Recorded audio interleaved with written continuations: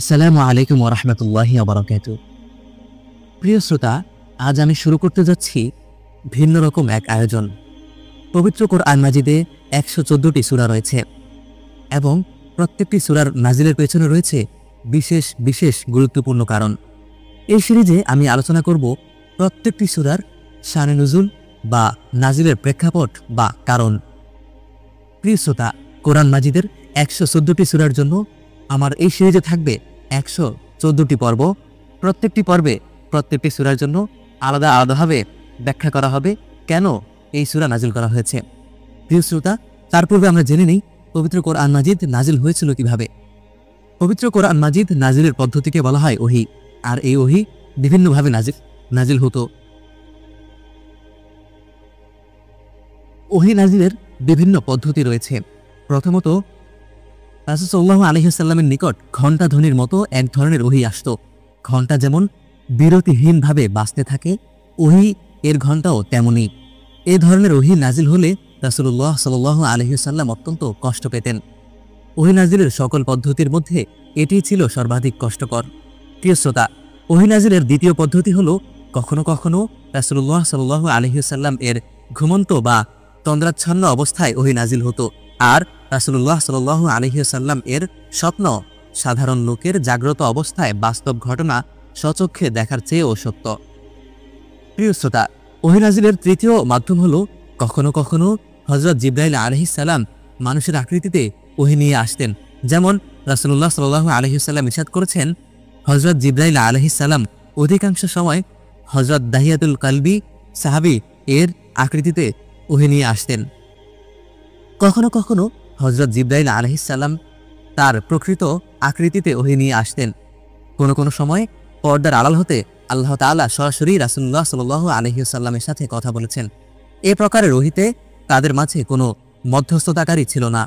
প্রিয় শ্রোতা, এর পরের মধ্যম হলো মাঝে মাঝে রাসূল সাল্লাল্লাহু আলাইহি ওয়াসাল্লাম এর অন্তরে আল্লাহ তাআলার পক্ষ হতে সরাসরি ওহীর উদয় হতো। রাসূল সাল্লাল্লাহু আলাইহি ওয়াসাল্লাম আল্লাহ প্রদত্ত এই ওহীকে তার নিজস্ব ভাষায় প্রকাশ করতেন। প্রিয় শ্রোতা, ওহী নাজিলের সর্বশেষ মাধ্যম হলো হযরত জিবরাইল আলাইহিস সালাম এর মাধ্যম ছাড়া সরাসরি আল্লাহর সাথে রাসূল সাল্লাল্লাহু আলাইহি ওয়াসাল্লাম কথা বলতেন। এই পদ্ধতিতে মিরাজের রাতে মহানবী সাল্লাল্লাহু আলাইহি ওয়াসাল্লাম ওহী লাভ করেছিলেন। তাছাড়া কোনো কোনো সময় হযরত জিবরাইল আলাইহিস সালাম এর পরিবর্তে হযরত ইসরাফিল আলাইহিস সালাম ও মহানবী সাল্লাল্লাহু আলাইহি ওয়াসাল্লাম এর নিকট ওহী নিয়ে আসতেন। প্রিয় শ্রোতা, এ পর্যায়ে আমরা শুনব সূরা ফাতিহা অর্থাৎ পবিত্র কোরআন মাজিদের প্রথম সূরা সূরাতুল ফাতিহা নাজিলের কারণসমূহ।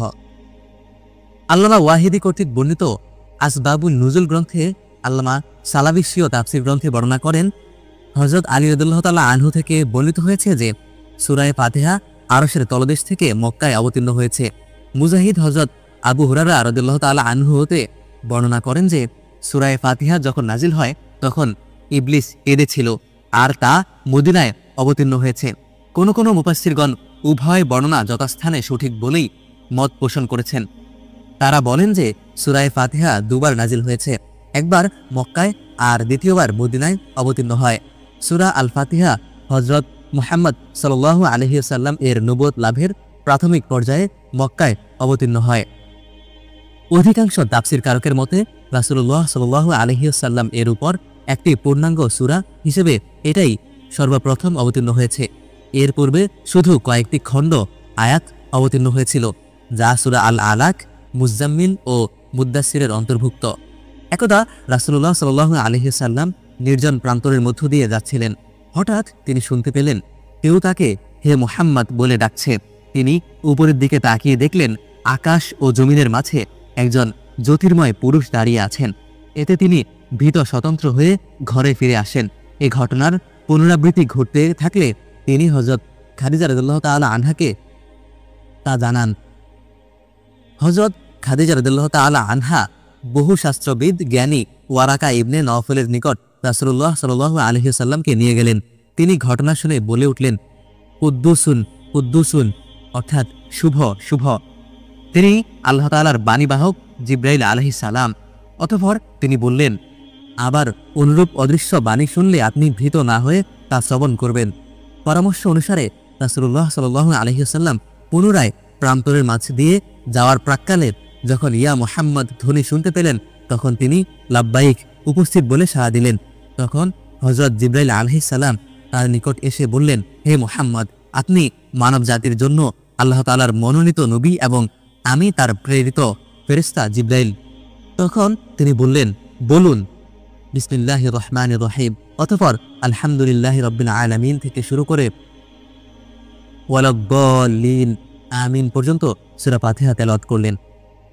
দালাইল বাহিকি ইতকান।